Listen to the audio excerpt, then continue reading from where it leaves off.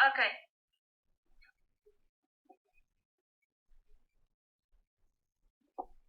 So should I start? Yeah. Okay. Hi guys, thanks again for being in the studio. Actually, for Ricky and Naya to be in the studio.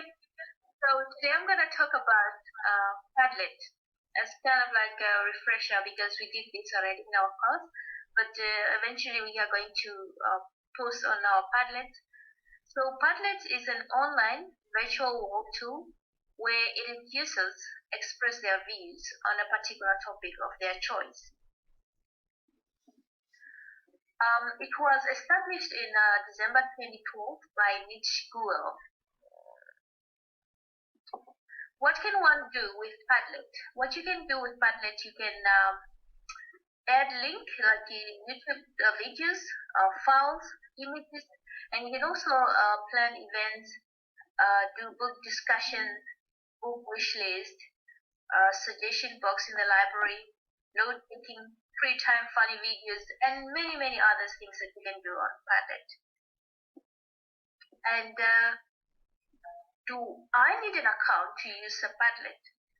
Well, it depends. If you are only going to post on Padlet, you don't need an account. But if you are going to make Padlet, you need an account. So how to create a Padlet account? All you have to do is go to Google search, type in Padlet, go to padlet.com, click on sign up, and then you sign up either with Google or your email address. And I like often just sign up with Google, just easier than I don't even have to remember like password and stuff like that. But it's really up to you. So that's about Padlet.